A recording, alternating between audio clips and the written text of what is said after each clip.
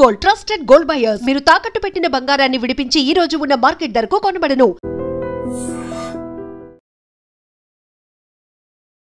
మొన్ననే Jubilee hills ఎన్నికలు అయింది కాబట్టి ఏం సార్ అసలు కనీసం డిపాజిట్లు కూడా రాలేదు. మీ కార్యకర్తలు పాపం చాలా అంటే చాలా నైరాశ్యంలో ఉన్నారు. బై ఎలక్షన్స్ ఎప్పుడు ప్రజాభిమానానికి గీట్రాయ్ కాదు. జూబ్లీ హిల్స్లో ఎప్పుడు బీజేపీ అనేది చాలా సందర్భాల్లో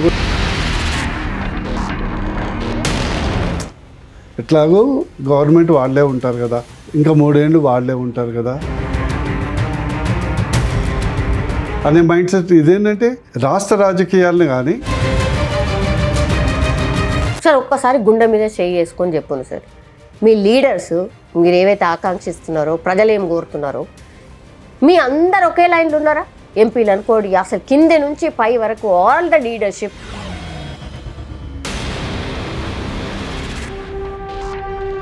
ఇది national party, it is not a BRS party. మీరు ఒక్కటి చెప్పండి, కాంగ్రెస్ ఉన్నది, అది కూడా నేషనల్ పార్టీ కదా, అందరు ఒక్క లైన్లో ఉన్నారా?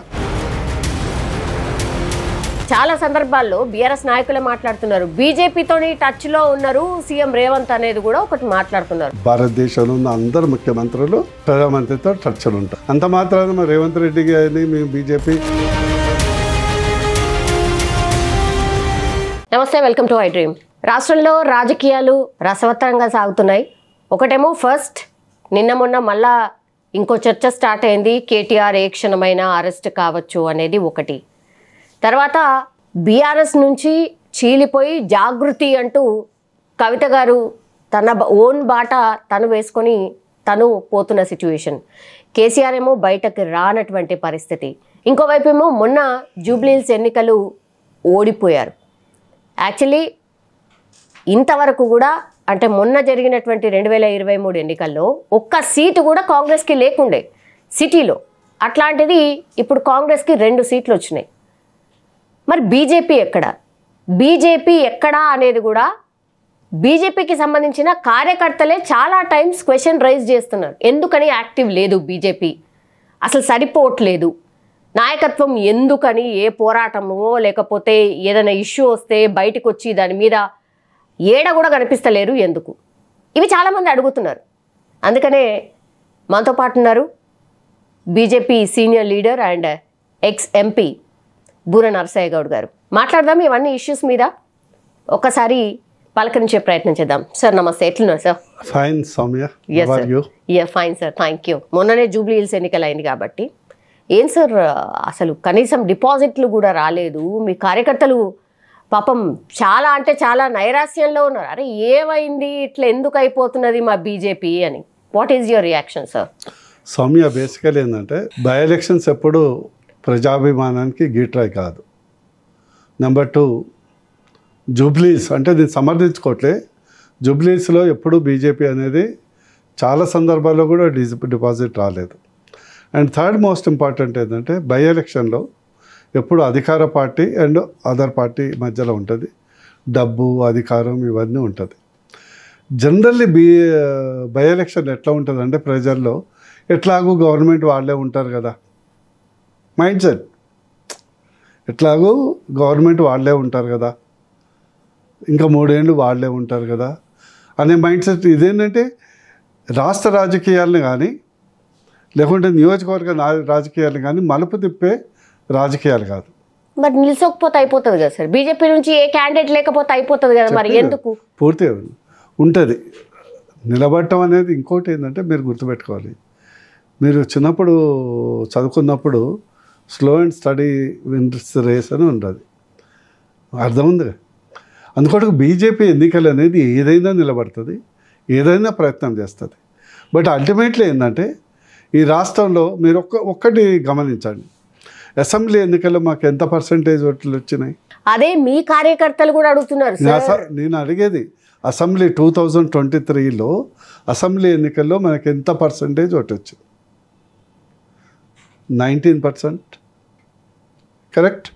ఆల్మోస్ట్ 80 సీట్లలో డిపాజిట్ రాలేదు. ఆమె కరెక్ట్. కానీ వితిన్ 3 monthsలో జరిగినటువంటి పార్లమెంట్లో 76 లక్షల ఓట్లు, 35% ఓట్ బ్యాంకు, 8 సీట్లలో ఎక్సెప్ట్ 2 సీట్లలో అన్నిట్లో సెకండ్ పొజిషన్. సో ఒక్కొక్క ఎలక్షన్ బై ఎలక్షన్స్ సో అనేది ఏమైందంటారు ఆ 3 నెలల వ్యవధిలో ఏమైందంటారు? ఏం చరిష్మా జరిగిందంటారు సార్? ఎలక్షన్స్లో ఏంటంటే జనరల్ ఎలక్షన్లో ఒక మైండ్ సెట్ క్రియేట్ అవుతుంది. అది బై ఎలక్షన్లో ఉండదు. బై ఎలక్షన్లో డబ్బు, అధికారం, స్పెషల్లీ మన తెలంగాణ ఎలక్షన్ నీకు తెలుసు కదా సౌమ్య, తెలంగాణ ఎలక్షన్ అంతా తెలంగాణ వచ్చిన తర్వాత డబ్బుమయం అయిపోయింది. అందుకొరకు ఈ యొక్క జూబ్లీ ఎలక్షన్ పెట్టుకొని మీరు అంచనా వేయాల్సిన అవసరం లేదు. 100% నేను రాసిస్తా, తీసుకోండి. I'm going to give you, BJP is going to form next government in Telangana. Sir మొన్న కూడా చెప్పారు సార్. అది నేను బై ఎలక్షన్ అనేది వదిలిపెట్టి నేను 2023 గురించి మాట్లాడుతున్నా. అప్పుడు కూడా మీరు అధికారంలోకి వస్తారనే కదా ఫైట్ చేశారు. 2023 మేము వచ్చేది మేము చేసినటువంటి తప్పిదాల వల్ల, కొన్ని నిర్ణయాల వల్ల ప్రజలు బీఆర్ఎస్ను ఓడించాలి, బీఆర్ఎస్కు ఆల్టర్నేటివ్ బీజేపీ కాదు అని ఒక అభిప్రాయం ఏర్పడింది. అమ్మాయి సార్ తప్పులు చేసినామని ఒప్పుకున్నారు సార్. సార్ ఒకటి తప్పు ఏంది నిర్ణయం? ఇప్పుడు గతము పెంటగడ్డను మనం తవ్వితే పెంకాసులు వెళ్తాయి. Any party make some mistakes. అంటే మిస్టేక్స్ అంటే కావాల్సి కాదు, క్యాలిక్యులేషన్స్ తప్పవుతాయి. నిర్ణయాలు కొంత ప్రజలకు అనుకూలమైన నిర్ణయాలు ఉండవు, దాని పర్యవసనం ఉంటుంది. అందులో ఓపెన్ సీక్రెట్, అందులో పెద్ద దాన్ని ఇప్పుడు పోస్ట్ మార్టం చేసి డిసెక్షన్ చేసి దానివల్ల వచ్చేది లేదు, పోయేది లేదు. మరి మళ్ళా ప్రెసిడెంట్ అట్లా స్లో ప్రెసిడెంట్ని ఎన్నుకోవడం ఎందుకు? మరి అదే మరి మీరు బండి సంజయ్ని మీరు ఒక్కొక్కసారి ఒక ప్రశ్న వేయండి, కరెక్ట్ ఆన్సర్ చెప్తాను, మిక్స్ చేయకండి. మీరు చెప్పారు కదా. సెకండ్ నేను ఒకటి చెప్తా. మొన్న మహారాష్ట్రలో మంచి మెజార్టీతో గెలిచాం బీజేపీ, బీహార్లో కూడా గెలిచాం, హర్యానాలో గెలిచాం, ఢిల్లీలో కూడా గెలిచాం. am I correct? Yeah. See, there are 2 types of politics. ఒకటి ఏంటంటే high politics, leader based politics. Okay, మీరు ఎగ్జాంపుల్ తమిళనాడు ఎగ్జాంపుల్ తీసుకోండి. నాకు బాగా హైప్ ఉన్నటువంటి బీజేపీ నాయకుడు ఉండే. am I correct? ఇప్పుడు ఉన్నాడా? సో అందుకొరకు ఏంటంటే బీజేపీ అనేది it's a cadre based party, issue based party, not only leader based party. Leader is also important. అందుకొరకు ఒక ప్రెసిడెంటు స్టార్ క్యాంపెయినర్ కాకపోవచ్చు. President can be team leader, president can be behind the background activity చేసే leader కావచ్చు. అందుకొరకు బీజేపీని, బీఆర్ఎస్ని, కాంగ్రెస్ని ఒకే కోణంలో పోల్చటం కుదరదు. బికాజ్ బీఆర్ఎస్ మీకు ఎప్పుడు చూసినా అన్ని పేపర్లో, అన్ని టీవీ ఛానల్లో ఇద్దరు కనిపిస్తారు. మీరు అందులోనే ఉండేసి వచ్చారు కదా, మీకు ఇంకా మంచి అనుభవం అదే ఇద్దరు కనిపిస్తారు. బికాస్ నువ్వు మెంటల్ సైకలాజికల్ ఏంటంటే యు ఆర్ జర్నలిస్టులు అందరు tune to that type of leadership. Because front పేజీలో భారీ హెడ్డింగ్లో ఇద్దరే కనిపిస్తారు. ఇప్పుడు ఇంకో కుటుంబ సభ్యురాలు కూడా కనిపిస్తున్నారు, కట్టసి వల్ల. సో బీజేపీ కనిపించదు అలా. కానీ ఇప్పుడున్న పాలిటిక్స్ పరంగా మీరు అన్నట్టుగా slow and steady wins the race అంటున్నారు కదా సార్. సార్ ఆల్వేస్ అది వర్క్ కాదు కదా సార్. ఇప్పుడు ఇక్కడ ఉన్నటువంటి పాలిటిక్స్ ప్రకారం slow and steady wins the race అంటే ఎన్నేళ్ల పాటు ఉంటారు అట్లనే? ఇది కదా కార్యకర్తలు ఎవరైనా సరే ఆశిస్తారు, అరే ఇంకెప్పుడు అనేదే కదా సార్ చూస్తారు. ఇప్పుడు మళ్ళీ స్థానిక సంస్థల ఎన్నికలు వస్తున్నాయి. మీరు మళ్ళీ చెప్తున్నా కదమ్మా, బీజేపీ అనేది బీజేపీ స్టైల్ ఆఫ్ వర్కింగ్లో ఉంటుంది. అండర్స్టాండ్? లేకుంటే మరి ఈరోజు 19 రాష్ట్రాల గవర్నమెంట్ ఉంటుందా? 21 రాష్ట్రాల్లో కోయలేషన్ గవర్నమెంట్ ఉంటుందా? సో బేసికల్ ఏంటంటే బీజేపీ బిలీవ్స్ సిద్ధాంతం మోర్ ఇంపార్టెంట్, ఫిలాసఫీ, దాన్ ఓన్లీ ఎలక్షన్ విన్. సడన్గా స్పట్ యాక్టివిటీతోనే ఎలక్షన్స్ విన్ కావచ్చు. That is not it's core ideology. Elections అనేది బీజేపీకి బై ప్రోడక్ట్. అంటే మీకు ఇంకా అర్థం కాలే సౌమ్యం, మీకు సరిగ్గా అర్థం కాలే. బీఆర్ఎస్కు ప్రస్తుతం తెలంగాణ ఉన్న కాంగ్రెస్కు election winning is only their end goal. Okay. బీజేపీకి philosophy is the end goal and political win or loss is the byproduct. Okay. అంటే బీజేపీని అర్థం చేసుకోవడానికి కొద్దిగా టైం పడుతుంది. 19 రాష్ట్రాలలో ఉంది సార్ బీజేపీ. ఇప్పుడు మనకున్న 29 రాష్ట్రాలు, అందులో తెలంగాణ అనే రాష్ట్రం ఎప్పుడు ఏరుతుంది? ఇది కార్యకర్తలు అడుగుతున్నటువంటి క్వశ్చన్. మీ యొక్క ఆకాంక్ష మీకు కూడా ఉన్నది. మీకు కూడా బీజేపీ ప్రభుత్వాన్ని ఒకసారి చూడాలని మనసులో ఉండబట్టే కదా ఇంత తపన. లేకుంటే ఇంత ఒక జర్నలిస్ట్లాగా అడగట్లే కదా, ఒక బాధతోని. అంటే బీజేపీ ప్రభుత్వం ఏర్పడాలి. సార్ మీ కార్యకర్తల వాయిస్ ని మాత్రమే నేను అడుగుతున్నా సార్. నేను ఏ పార్టీకి సంబంధించి లైన్ తీసుకోను, ఏ పార్టీ లైన్ లో నేను లేను. నేను చెప్పేది అర్థం చేసుకోండి. మనిషి అన్న తర్వాత ఎనీ జర్నలిస్ట్ ఎనీథింగ్ ఒక ఇండిపెండెంట్ ఇన్హరెంట్ ఒపీనియన్ ఉంటుంది. మనిషి అన్న తర్వాత ఎవరికి ఉండకుండా ఉండదు. అది ఒక ప్రొఫెషన్లో ఎక్స్పెక్ట్ చేయకపోవచ్చు. It's a reality. సో నన్ను ఇప్పుడు బీజేపీ కార్యకర్తల్లాగానే అడుగుతున్నారు అని అంటున్నారు, అంతే కదా? మీ సాటిస్ఫాక్షన్ అదే కదా సార్? నేను ఇప్పుడు బీజేపీ కార్యకర్తలాగా అడుగుతున్నారు, లేదంటే ఓటర్ లెక్క అడుగుతున్నా అంటారు. నేను హాస్పిటల్ పోతా కదా, మా పేషెంట్స్ ఫస్ట్ క్వశ్చన్ అడిగేది తెలుసా? వాళ్ళు ఏం జబ్బు, ఎప్పుడు ఆపరేషన్ చేస్తారని అడగట్లే ఈ మధ్య. మీరు అడిగిన ప్రశ్న ఐఎమ్ టెలింగ్ యూ ట్రూత్. మీరు అడిగిన ప్రశ్ననే, సార్ బీజేపీని ఛాన్స్ ఇవ్వాలని ప్రజలు చూస్తున్నారు, కార్యకర్తలు కాదు, కామన్ మ్యాన్ ఒకసారి అవకాశం ఇవ్వాలని చూస్తున్నారు. మీరు అడిగిన ప్రశ్నే ఇస్తున్నారు. దాన్ని బట్టి ప్రజల గుండెల్లో ఒకసారి బీజేపీకి, మోడీ గారి ప్రభుత్వానికి ఇక్కడ చూడాలని ఒక కోరిక బలంగా ఉంది. మీ బాధ ఏంటంటే, ప్రజల బాధ కానీ కార్యకర్తల బాధ ఏంటంటే అనుకున్న స్థాయిలో అందుకోవట్లేదు అనేది ఒక ప్రశ్న. మీరు అడిగిన ప్రశ్న అదే కదా. అది 100% ఐ అగ్రీ. బట్ పార్టీకి కూడా ఒక ప్లాన్ ఉంది. పార్టీ కూడా ఇప్పటి నుంచి 3 years ఉంది election, assembly election. Hour goal is assembly parliament main. 3 years ఉంది. దానికి తగ్గ కార్యాచరణ జరుగుతుంది. ఎందుకంటే బీజేపీ అనేది జనరల్లీ ఏంటంటే ఆర్గనైజేషన్ 80%, 20% పాలిటిక్స్. అంటే ప్రజలే ముఖ్యం సార్. ప్రజలు ఇన్ని ఇబ్బందులు పడుతున్నారు, మరి మీరు వచ్చి ఎన్నడన్నా బయటకు వచ్చి వాళ్ళ గురించి ఆందోళనలో లేకపోతే ఇంకోటో చేసిన సందర్భాలు లేవు. మీరు కొట్లాడుకోవడానికే సరిపోతున్నది. అసలు ఈ ఎందుకున్నాం రా బాబు అన్న టైప్లో అయిపోయింది ఇప్పుడు కార్యకర్తల ఒపీనియన్. సార్ సోషల్ మీడియా మీరు ఫాలో అవుతారా, ఫాలో కారా సార్? నేను చెప్పేదాన్ని మీ మధ్య ఏంటంటే సోషల్ మీడియా గురించి మీరు చాలా చెప్తున్నారు, కానీ let me tell you, society is different, social media is different. నేను ఒక ఎగ్జాంపుల్ చెప్తా. ఇది ఏపీలో ఒక మాజీ ఎమ్మెల్యే ఉండే, రోజు ఉదయం 1.5 సోషల్ మీడియాలో ఉండేది. మీకు కూడా పేరు గుర్తుంది అనుకుంటా. అది కామెడీ జోకులు అద్దీ నడిచేది. అడ్రస్ లేకుండా పోయిండు. సార్ ఒక్క ఎగ్జాంపుల్ నే మీరు ఎట్లా చెప్తారు సార్? మొత్తం సోషల్ మీడియానే అట్లా అనలేరు కదా. You should have a patience to listen. నువ్వు question అడిగినావు.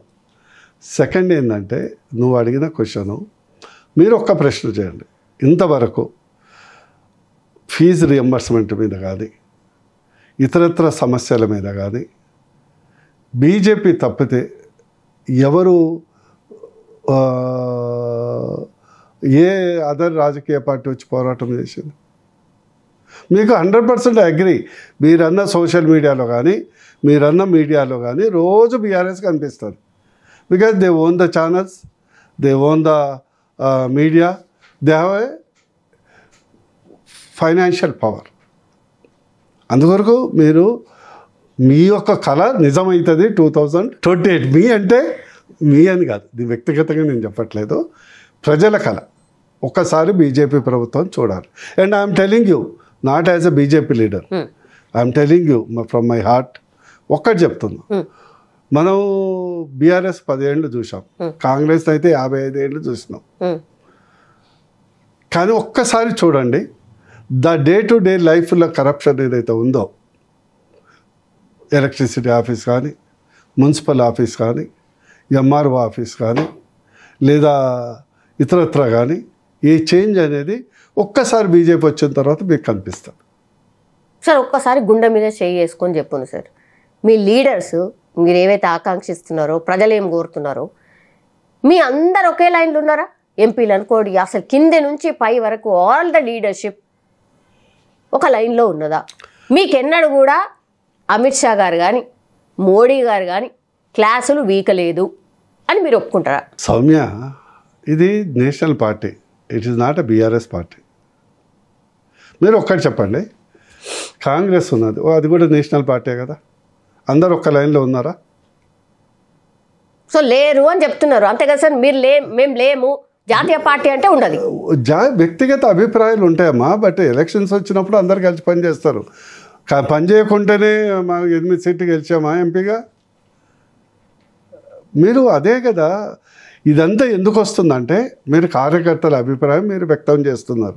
I'm happy about it. నేనేమంటున్నా, కార్యకర్తలే కాదు, మెజార్టీ ప్రజల అభిప్రాయం కూడా మీరు చెప్పేదే. బీజేపీ సర్దుకోవాలి, బీజేపీ ఒక తాటి మీదకి రావాలి, నాయకులందరూ బీజేపీ గట్టిగా పోరాటం చేయాలి, మోర్ విజిబుల్ ఉండాలి, అంతే కదా. అంతే. మరి ప్రాబ్లం ఏడొస్తుంది సార్? అవుతుంది, మీరు అవుతున్నది ఇప్పుడు కనిపిస్తుంది. ఇంకా ముందు నేను మళ్ళీ చెప్పాను కదమ్మా, ఇప్పుడు ఏమవుతుంది, ఎగ్జామ్ ఇంకా 3 years ఉంది. ఈ 3 yearsలో చాలా కనిపించని పనులు చేసేది చాలా ఉంటుంది. ఇందాక మీకు చెప్పిన అర్థం కాలే, BJP does 80% organisation work, 20% political work. And ఆ 20% పొలిటికల్ వర్క్ మీకు ఆ దెబ్బ పడ్డప్పుడు వీళ్ళు ఇంత అయిపోతారు చూడండి. అంతేనా? అంతే. ఈసారి మాత్రం గట్టిగా అదే పనిలో ఇదే మీరు చూడండి. అరే వీళ్ళు కూర్చొని ఇంకా అక్కడ ఢిల్లీలో కూర్చొని ఇన్ని స్కీములు వేశారా అని అప్పుడు అర్థమైంది. ఏం సర్ప్రైజ్లు ఉండబోతున్నాయి సార్, చాలా చర్చలు నడుస్తున్నాయి. నేను ఒకసారి చెప్తా, ఎట్లా పాలిటిక్స్ చెప్తారా?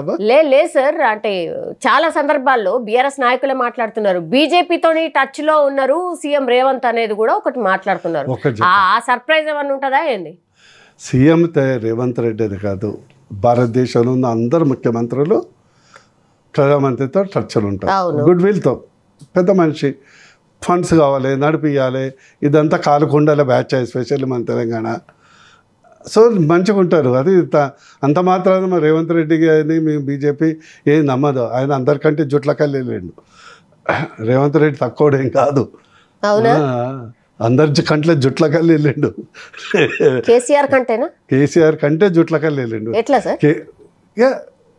గో సార్, ఒక్క ఎన్నిక గెలవంగానే అట్లా ఎట్లా అంటే మొన్న సీఎం మొన్న ఎన్నిక, జూబ్లీహిల్స్ ఎన్నిక గురించి మాట్లాడదు. నేను 2023 అంటున్నా. 2023 ఎన్నికలు అనేది మా తప్పిదం, రేవంత్ రెడ్డి గెలుపు కాదు, మా తప్పిదం అని నేను చెప్తున్నా కదా. గల్లీ నుంచి ఢిల్లీ దాకా ఏ లీడర్ని అడుగు, హమారా గల్తీ హై అంటారు.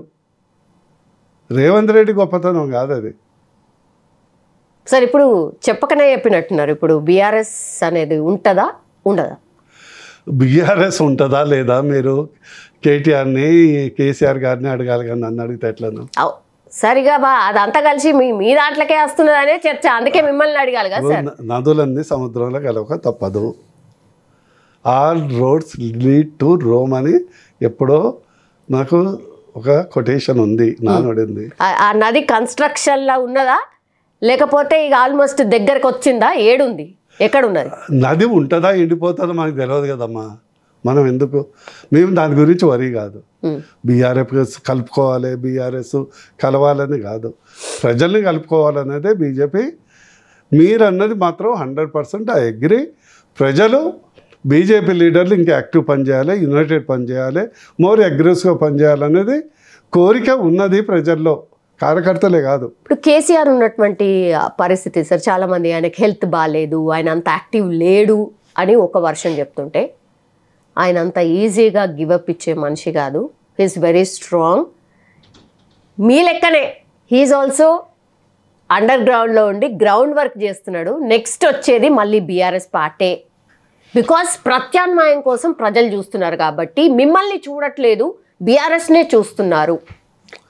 ఒకటి మీరు అనేది కేసీఆర్ని తక్కువ అంచనా చేయటము నేను చెయ్యను.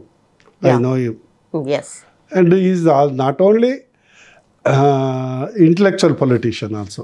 అవును సెకండ్, ఆయనకు అర్ధబలం అంగబలం అన్నీ ఉన్నాయి. అవును. కానీ ప్రజలు మాత్రం వారి టైంలో చేసినటువంటి ఏదైతే తప్పులు మర్చిపోలే, ఎవరు మర్చిపోలే. ఫర్ ఎగ్జాంపుల్ కేసీఆర్ గారిని ప్రజలు ఏమి ఊహించుకున్నారు, ఇంటికి పెద్ద మనిషిలాగా ఊహించుకున్నారు. ఫాదర్ ఫిగర్, అవును not as a CM only. అవును. మీరు అగ్రి అవుతారా? ముఖ్యమంత్రులు వస్తుంటారు పోతుంటారు. ఇక రేవంత్ రెడ్డి ఉన్నారు, మేబీ ఆఫ్టర్ 6 months ఉంటారో లేదో తెలియదు, దట్స్ ఎ డిఫరెంట్ థింగ్. కానీ కేసీఆర్కు ఒక ఇమేజ్ ఉండే. అగ్రి? నేను నమ్మేది, నేను ఆయనతో చెప్పేది సేమ్ పదవి ఈజ్ నాట్ ఈస్ ఇమేజ్. కానీ దురదృష్టవశాత్తు ఆయన ఇమేజ్ని నిలబెట్టుకోవాలి. ఫాదర్లీ ఫిగర్ అక్కడ దెబ్బ కొట్టింది. అంటే ఎట్లా సార్? అంటే ఇన్ వాట్ వే? నేను ఎట్లా అంటే అమ్మా, నేను ఒక I don't work with the brain, I work with the heart. Okay. That is my problem.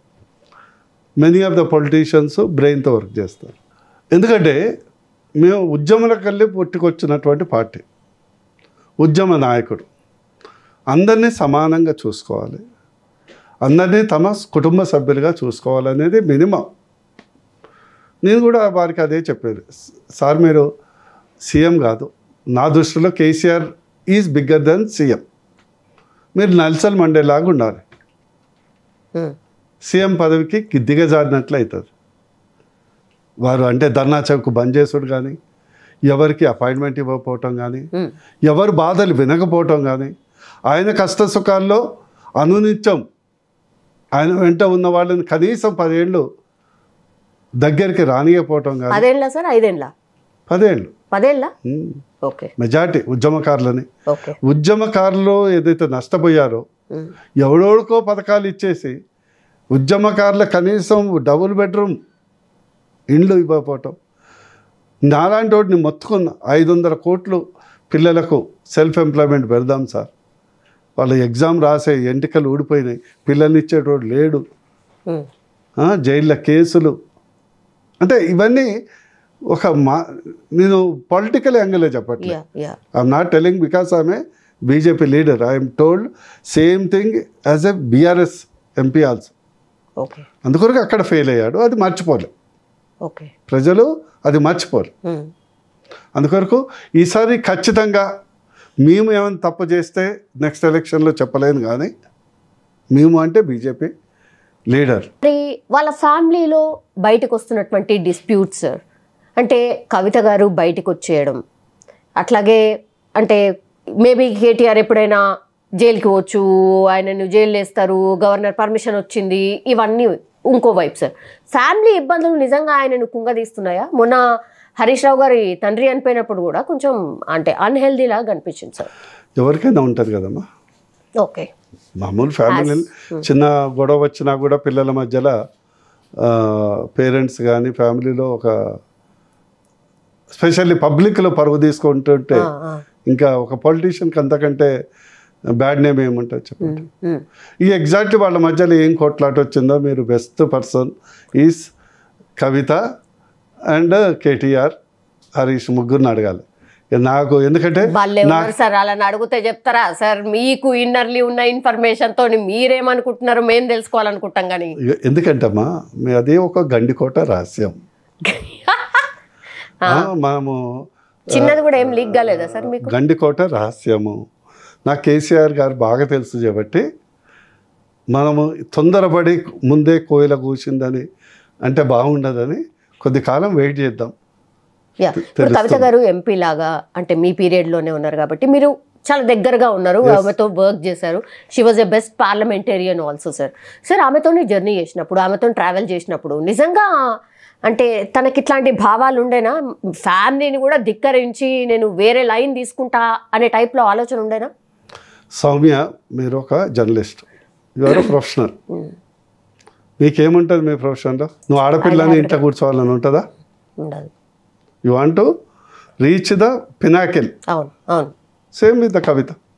అప్పటి నుంచి ఎప్పటి నుంచైనా ఉంటుందమ్మా. వాళ్ళ ఎవరికైనా ఉంటుంది. నేను ఒక పాలిటిక్స్కి వచ్చాను, నాకేముంటుంది, ఒక టాప్ పొజిషన్ రావాలి, ప్రజలకు నేను అనుకున్నది అమలు చేయాలనే ఫీలింగ్ ఉంటుందా? ఉంటారు, కొందరు ఉంటారు, ఓ ఎమ్మెల్యే కావాలి, ఓ ఎంపీ కావాలి, అదే లక్ష్యం ఉంటుంది. అది డిఫరెంట్ జాతి. ఇప్పుడు నాలాంటి వాడికి ఏముంటుంది, ఫర్ ఎగ్జాంపుల్ నా కోర్ ఫిలాసఫీ అందరూ ఆర్థికంగా ఎదగాలి, నా ఓన్ మేనిఫెస్టో నా మైండ్లో ఉంటుంది. అది ఎప్పుడు అమలు చేయగలను? ఓన్లీ పవర్ అనేది ఉంటుంది, నా మనసులో ఉంటుంది కదా. అట్లా కేసీఆర్ కూడా ఓ ఉద్యమకారుడు, ఒక సీఎం ఆయనకు ఉంటుంది. కవిత కూడా ఒక active politician, she is not a Rabri Devi కాదు కదా. తన టార్గెట్ మంత్రి పదవియా సీఎం సార్?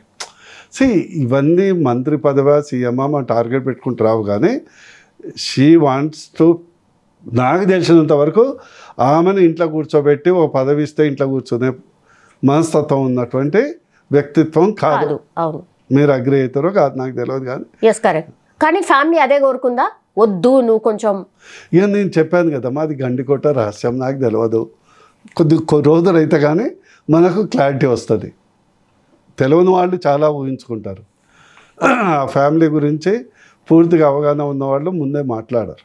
ఓకే, కేటీఆర్ గారు అరెస్ట్ అవుతారు అనేది పెద్ద ఎత్తున చర్చ నడుస్తుంది సార్. నిజంగా ఇట్ విల్ హ్యాపెన్ సార్? అది కూడా లాస్ట్ టైం లాగానే పోతుంది, అదేముండదు. చెప్పనమ్మా, దాన్ని సద్వినియోగం చేసుకోకుండా ఈ చిల్లర పనులు, డబ్బులు సంపాదించడానికి, ప్రజల్ని పీడించడానికి ఉపయోగించుకుంటే అంతకంటే దరిద్రమైనటువంటి మెంటాలిటీ, అంతకంటే దరిద్రమైనటువంటి జీవి ప్రపంచంలో ఎవరు ఉండరు. That is my view. ఎందుకంటే పార్టీ నడిపించడానికి, కొన్ని ఎలక్షన్ నిలబడటానికి కొంత గొప్ప అవసరం, అది మినిమల్, అది చాలా తక్కువ అమౌంట్. మీరు అనుకుంటారు పెద్ద అమౌంట్ కాదు, ఒక చిన్న దాంట్లో కూడా నీకు వచ్చేస్తుంది. నీకు ఒక్కటి గుర్తుపెట్టుకోండి, మోర్ దాన్ 20 years, రఫ్లీ 15-20 years సీఎంలు ఉన్నారు. వాళ్ళ ఒక కామన్ ట్రైట్ మీరు గమనించారా? జ్యోతి బస్ కానీ, నితీష్ కుమార్ కానీ, మోడీ గారు కానీ, మన ఇది బొర్సా ఉండే కదా మన పట్నాయక్ కానీ, మన అరుణాచల్ ప్రదేశ్ అతను ఒక 25 years ఉన్నాడు అతను కానీ, వీళ్ళందరూ కామన్ ట్రైట్ ఏమని చెప్పండి? ఏమి ఆశించకుండా అంటే ప్రజలకి ఏంటంటే, అరే పాపం తప్పు చేసినా కూడా పాపం ఆయన కట్టకపోతున్నాడా? అసలు ప్రజల వైపున ఆలోచన లేకుండానే అయిపోయింది సార్. అసలు పొలిటీషియన్ అంటేనే దైవడా అన్నట్టు అయిపోయింది సార్. ప్రజలకు నేను ఏమంటున్నా, నేను చెప్పేది నేను సింపుల్, నాకేంటంటే ఫీల్డ్లో ఉన్నా కాబట్టి ఒక బ్లడ్ బాయిల్ అవుతుంది, కోపం వస్తుంది. నువ్వు రాజకీయ పార్టీ ఏం అవసరం, నువ్వు ఎలక్షన్లో నువ్వు పెట్టిందంత నీకు చెప్తున్నాను. నియోజకవర్గానికి 20 కోట్లు, 2000 కోట్లు, ఓ చిన్న దాన్ని ఒక చిన్న ల్యాండ్ నువ్వు సెటిల్మెంట్ చేసుకున్నావు. మొత్తం తెలంగాణ మొత్తం లక్షల కోట్లు. ఈరోజు నువ్వు చూడమ్మా, ఉస్మానియా హాస్పిటల్ శిథిలమైపోయింది, ఎస్డి హాస్పిటల్ శిథిలమైపోయింది. గాంధీకి పోవాలంటే జనం భయపడతారు, ఎక్కడ పోవాలన్నా ప్రభుత్వ హాస్పిటల్ భయపడతారు. గవర్నమెంట్ స్కూల్లో అమ్మాయిలు కాదు అసలు టాయిలెట్సే దాదాపు 70% దాంట్లో ఒక నాణ్యమైన టాయిలెట్స్ లేవు. ఇట్లా వీటి గురించి ఎన్నేళ్ళు మాట్లాడాలి సార్? మరి ఏ పొలిటీషియన్ వచ్చినా, ఏ పార్టీ వచ్చినా ఎట్లా సార్? మరి అదే కదా, ఒక్కసారి బీజేపీకి అవకాశం. నేను ఫర్ ఎగ్జాంపుల్ చెప్తాను, అదంతా మారిపోతుందా? మీరు సిస్టమ్ చేంజ్ అవుతుంది. నేను చెప్తున్నా, ఐఎమ్ గివింగ్ ఎగ్జాంపుల్. ఈరోజు చీరలు పంచుతున్నాడు కదా, అవును, ఇందిరమ్మ చీరలు. నేను చెప్తున్నా, నేను ఇదే కేసీఆర్ గారు ఉన్నప్పుడు ఇదే నా వాదన ఆయనతో. 4,000 crores ఈ స్పెంట్ అను బతుకమ్మ చీరలు, క్రిస్మస్ గిఫ్ట్ అండ్ 4,000 crores. ఈయన 1000 కోట్లు, 1,000 crores, 1 కోటి మందికి చీరలు. అది అందరికీ కూడా కావు సార్, మళ్ళా ఎవరికో, మళ్ళీ అందులో కమిషన్ 50%. నేను అప్పుడు అదే వాదించాను. 4 కోట్లు పెడితే హైదరాబాద్లో 4,000 బెడెడ్ కార్పొరేట్ హాస్పిటల్ కడితే లక్షలాది మందికి ఉపయోగపడుతుంది కదా సార్. ఈ చీరలు ఎవడు కడతాడు? తిడుతున్నారు మళ్ళా. అంటే దిస్ ఈజ్ ఫ్యూడల్ లీడర్స్ని మనం ఎన్నుకుంటున్నాం. దీనివల్ల ఎవ్వరికీ ఉపయోగం ఉండదు, వాళ్ళకు కూడా ఉపయోగం ఉండదు. అల్టిమేట్ ప్రజలు ఏంటంటే ఓ హానెస్ట్ పర్సన్ని మళ్ళీ ఛాన్స్ ఇస్తున్నారు. కేసీఆర్ గారు డబ్బులు లేక ఓడిపోయారా చెప్పండి? మంచిగా ఉన్నాయి సార్, డబ్బులు ఎందుకు తక్కువ ఉన్నాయి? డబ్బుల కొరగా లేదు కదా సార్. దేశాన్నే మొత్తం ఎన్నికలు ఖర్చు పెట్టుకునేంత డబ్బు ఉన్నది, ఎందుకు ఓడిపోయారు? అంటే ఆ ఇంగిత జ్ఞానము. నేను కాంగ్రెస్ వచ్చాక కొంత డెమోక్రసీ ఉందంటే now it has become a fashion. It's 5 years CM కాదు, 5 years డిక్టేటర్స్ని ఎన్నుకుంటున్నాం. ఏ రాజకీయ పార్టీని ఎన్నుకున్నా గింతే ఉన్నది, ఏడైనా గింతే ఉన్నది అన్న కాడికి వచ్చింది సార్ జనం. నిజం చెప్పాలంటే కూడా, అంటే ఫస్ట్ సైకిల్ మీద తిరిగిన వాళ్ళు కూడా పెద్ద పెద్ద కార్లు వేసుకొని వచ్చేస్తున్నారు జస్ట్ ఒక్క ఎన్నికతోని ఎమ్మెల్యే అయిన తర్వాత అనే ఫీలింగ్ వచ్చేసింది సార్. పైసలు అసలు ఖర్చు పెట్టకుండా ఎన్నిక ఎందుకు జరుగుతలేదు? అదే కదా ప్రజలు ప్రశ్నలు వేసుకోవాలి. నేను అదే అంటున్నా, ఎంగుల మెతుకులకు ఆశపడి బంగారు బతుకుల్ని నాశనం చేసుకుంటున్నారు. As simple as that. ఎందుకంటే నేను రాజకీయాల్లోకి పదవుల కొరకు వచ్చినోడిని కాదు. నాకు ఒక క్లియర్ కాన్షియస్ వృత్తే కాదు. నేను దాదాపు ఇప్పుడు నేను ఉద్యమ కాలం నుంచి ఇప్పటి వరకు అమ్ముకున్న ఆస్తులు విలువ చూసుకుంటూ 400 కోట్లు అవుతుంది ఈరోజు. అందరు సంపాదించుకునేటోళ్ళనే విన్నాం కానీ మీరు అమ్ముకున్నారా సార్? మీరు లిస్ట్ తీసుకో, నా 2014 అఫిడవిట్ తీసుకో, 19 తీసుకో, మొన్నటిది అఫిడవిట్ తీసుకో. అంటే ఎన్ని ఆస్తులు తక్కువైనాయి. నేను చెప్తున్నాను ఏంటంటే ఇప్పటికి కూడా నాయకులు, హానెస్ట్ నాయకులు ఉన్నారు, అదేం లేదు. కొంతమంది ఉన్నారు సార్, ఉన్నారమ్మా, అట్లేమీ లేదు. ఇప్పుడు బీజేపీలో చాలామంది 30-40 ఏళ్ల నుంచి ఏమి మా దాంట్లో మీటింగ్లకు కూడా ఏమి ఆశించకుండా వచ్చేటోళ్ళు చాలామంది ఉంటారు. అట్లే ఇప్పుడు అగ్రనాయకత్వం ఉంది. మీరు పోతే మీరు చాలామంది కేంద్ర మంత్రుల ఇంట్లో మన సౌత్లో కొంత గొప్ప కొద్దిగా ఆర్థికంగా ఉంటారు, కానీ వాళ్ళ ఇళ్ళలో పోతే వీళ్ళు క్యాబినెట్ మంత్రులు అని అనుకుంటారు. అండ్ మన దగ్గర కనీసం కౌన్సిలర్ కూడా ఆ కారు వాడరు. ఢిల్లీలో క్యాబినెట్ మంత్రులు వాడే కారు మీరు చూశారు ఎప్పుడన్నా? ఆ పాతది ఏమంటారు సెడాన్ ఉంటుంది, 6 లక్షలు 7 లక్షల కారు ఇస్తారు, వాడతారు. మనోళ్ళు కౌన్సిలర్ కూడా వాడరు. రియలీ సార్ అట్లా అయిపోయింది. అంటే సీ ద డిఫరెన్స్. ఎందుకు లేరమ్మా? అంటే నేను ఏమంటున్నా అంటే ప్రజలు మేల్కోవాలి. ప్రజల కంటే ఎక్కువ మీలాంటి మిడిల్ క్లాస్. నేను బాధపడేది ఏంటంటే తెలియనాడే పాపం, బీదోడికి ఏమీ ఐడియా లేదు. ఈ మిడిల్ క్లాస్ ఉంది, వాడికి ఐడియా ఉంది. సినిమాలు పోతే ఎంత ఖర్చు అవుతుంది, స్కూల్కి పోతే ఎంత ఖర్చు అవుతుంది. పాపం ఒక 25,000 30,000 జీతంతో బతికేటోడు ప్రతి పైసా ఆలోచించి ఖర్చు పెట్టాలి. అవును. ఒకరోజు హాస్పిటల్ పడితే ఇప్పుడే ఫోను ఉంటే ఏదో ఆ ప్రైవేట్ డాక్టర్ ఉంటే గాంధీలో మాట్లాడి షిఫ్ట్ చేసిన, రోజుకు 70,000 అవుతున్నాయి సార్ అంటే చెప్తున్నా. ఈరోజు ప్రజలని ఈరోజు వీళ్ళు చేసే కరప్షన్కు పెట్టే ఖర్చుకు ఏమాత్రం సంబంధం లేదమ్మా. అర్థం చేసుకుంటే వీళ్ళు సింపుల్ 200 రూపాయలకు ఆశపడతారమ్మా. ఇక ఓటర్ని చదువుకున్నోళ్ళు ఎమ్మెల్సీ ఎలక్షన్లో, గ్రాడ్యుయేట్ ఎలక్షన్లో 500 రూపాయల కొరకు బార్లు ఓటేయకుండా, అది ఎప్పుడు మారుతుందో అప్పుడు కానీ రియల్లీ ఆ సిస్టమ్ ఒక్కసారి ఒక్క ఛాన్స్. ఎందుకంటే మీరు రాజకీయ నాయకుల్లో మంచోళ్ళు ఉంటారు, చెడ్డోళ్ళు ఉంటారు, ప్రతి ఫీల్డ్లో ఉంటారమ్మా. దెర్ ఆర్ స్పెషల్లీ సిద్ధాంతం బేస్డ్ ఉన్న పార్టీ లైక్ బీజేపీ కానీ వేరే మాకెగనే అంటే బీజేపీకి పూర్తి వ్యతిరేకం ఉన్న సిద్ధాంత పార్టీల్లో కానీ ఇంకా సిద్ధాంతం బేస్డ్ పార్టీ మీద పనిచేస్తారు, డబ్బుల కొరకే కాదు. అందుకొరకు ప్రజలు, ఓటర్లు, స్పెషల్లీ నేను అనేది మిడిల్ క్లాస్, ఈరోజు 40% మిడిల్ క్లాస్ ఉంది, వీళ్ళు ఓటు వేయరు. బీసీ నినాదం నడుస్తుంది sir. BC reservation 42% BC reservation. ఇప్పుడు లాస్ట్కి వస్తే రౌండ్ తిరిగి 42% పార్టీ వైజ్గా రిజర్వేషన్ ఇస్తాము అన్న దగ్గరకు వచ్చింది సార్. రేపేదో తీర్పు వచ్చేస్తుంది, ఎలక్షన్లకు పోతారు సార్. ఎట్లాగూ మీరు అనే దాని ప్రకారం అధికారంలో ఉంది కాబట్టి అధికార పార్టీ అని అంటారు కావచ్చు నాకు తెలిసి. కనీసం చూడమ్మా సౌమ్య, దురదృష్టం ఏంటంటే నేను బీజేపీ అనేది ఎలక్షన్స్ కొరకే కాదు, సిద్ధాంతం అనేది ఫస్ట్. చెప్పారు. నేను కూడా అంతే ఉంటాను. ఎలక్షన్స్ వస్తాయి పోతాయి, బట్ దేశం ఈజ్ పర్మనెంట్. ఈరోజు ఎవరికైనా పని చేయాలంటే చేయాలి. లేదా కులాల వారిగా మతాల వారిగా దేశాన్ని ముక్కలు చేయాలని ఏదైతే రేవంత్ రెడ్డి గారు చేస్తారో ఇంతకంటే దారుణమైనటువంటి ప్రక్రియ ఏం లేదు. ఎందుకంటే మీకు తెలుగులో సామెత ఉంది, కొండ నాలుక మందేస్తే ఉన్న నాలుకే ఊడినట్టు. 2 సంవత్సరాలు రిజర్వేషన్ అని, ఆర్డినెన్స్ అని, జీవో అని, బిల్లు అమెండ్మెంట్స్ అని తిప్పి తిప్పి తిప్పి ఈరోజు మళ్ళీ అక్కడికే తెచ్చాడు. అండ్ కొండ నాలుక మందేస్తే ఉన్న నాలుక ఊడినట్టు ఈరోజు గతంలో 22% ఉండే దానికంటే తక్కువ చేశాను. మీరు రిపోర్ట్స్ అన్ని తీసి బయట పెడతాం ఎగ్జిక్యూషన్లో. అవునా? ఎందుకండి ఎంత దురదృష్టం ఏంటంటే ఈరోజు ఏదైతే బీసీలు ఉన్నారు, బీసీలు 50% of the population. And you see them as a Indians, not as a BCs. SC ST BC OC అని కాకుండా ఇండియన్స్గా చూడు. కానీ దురదృష్టం వస్తుంది, ఈ ఫ్యూడల్ మైండ్ సెట్ లీడర్స్ ఉన్నారు కదా, corrupt feudal mind set leaders are most dangerous than the terrorist.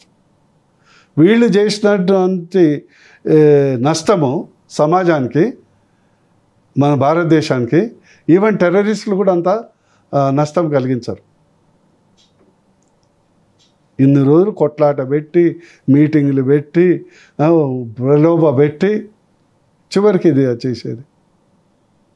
ఇప్పుడు తప్పనిసరి పరిస్థితి కదా సార్, మీరైనా ఇప్పుడు 42% బీసీలకే ఇవ్వాలి, అట్లనే బీఆర్ఎస్ ఇవ్వాలి. బీసీలకు బీజేపీ అనేది నాకున్నటువంటి సమాచారం నీకు స్టాటిస్టిక్ చెప్తాను. మొదటి ప్రధానమంత్రి అవకాశం ఇచ్చింది బీసీకి బీజేపీ. ఈరోజు వితౌట్ ఎనీ రిజర్వేషన్ 61% మంది ఎస్సీ ఎస్టీ బీసీలు క్యాబినెట్ శాఖలో ఉన్నారు. దాదాపు 40% సీఎంస్ బీసీలు ఉన్నారు. ఎక్కడ రిజర్వేషను చెప్పలేదు, ఎక్కడెక్కడ అవకాశం ఉంటుందో రేపు ఉండబోతుంది. అండ్ మోర్ ఇంపార్టెంట్, పదవులు ఇవన్నీ చాలా చిన్నది. ఈరోజు మీకు ఎన్నున్నాయమ్మా, 12,700 సర్పంచ్ పోస్టులు.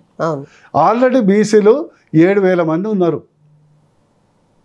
కొత్తగా మీరు ఇచ్చేది ఏం చెప్పి అంటే అధికారికంగా ఇవ్వాలి, ఓకే మంచిది. సెకండ్ మోస్ట్ ఇంపార్టెంట్ ఏంటంటే బతుకులు బాగు చేసే పథకాలు చాలా మేనిఫెస్టోలో పెట్టారు.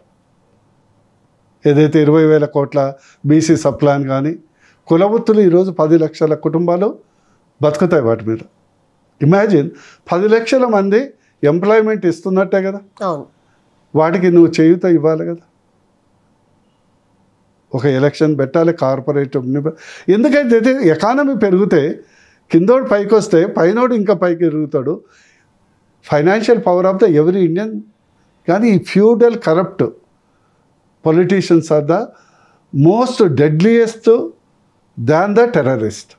అండ్ అన్ఫార్చునేట్లీ మన తెలంగాణలో అదే జరుగుతుంది.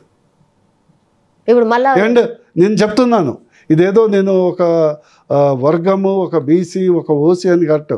They are dangerous for entire Indian community.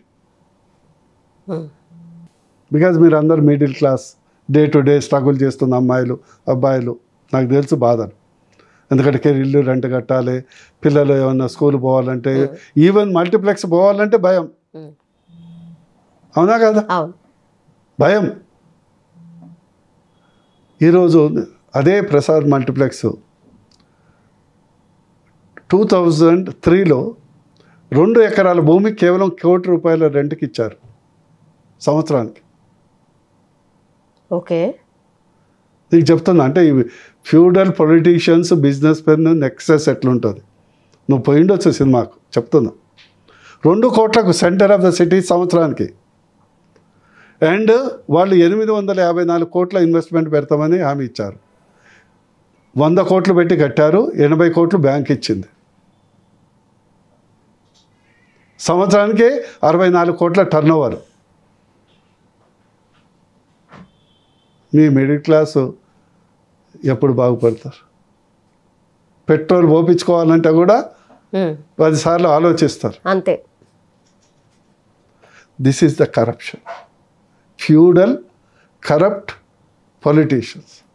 మీకు ఇంకోటి తెలుసా, మన రాష్ట్రంలో ఓవరాల్ ప్రైవేట్ వెల్త్ 84 లక్షల కోట్లు, టాప్ 10 దగ్గర 5 లక్షల కోట్లు ఉంది, 10 కుటుంబాల దగ్గర 5 లక్షల కోట్లు, అండ్ 4 కుటుంబాలు తెలంగాణ పుణ్యం అంటూ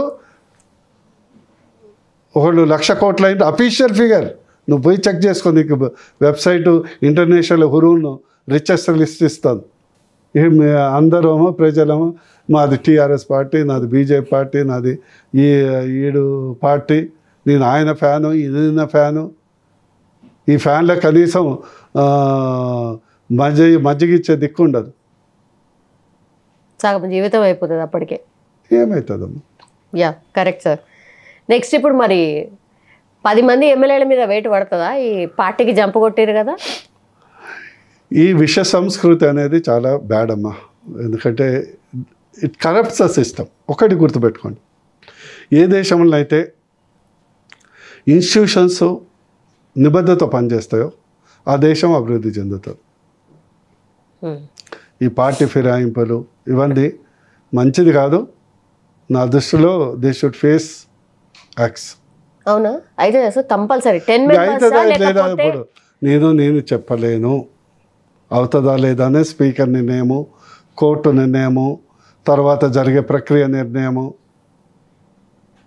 దానం నాగేందర్ అట్లాగే కడియం శ్రీహరి మీద ఫస్ట్ వెయిట్ పడుతుంది అనేది కూడా ఇప్పుడు నడుస్తుంది కదా సార్. అదే chances are there, good chance. అంటే ప్రైమా ఫేస్ ఎవిడెన్స్ ఉంది. నేను చెప్పేది ఏంటంటే క్వశ్చన్ ఏంటంటే వ్యక్తులు కాదు. నేను వ్యక్తి ఒకళ్ళిద్దరు పేరు అని చెప్పట్లేదు. గతంలో కూడా జరిగింది కదమ్మా.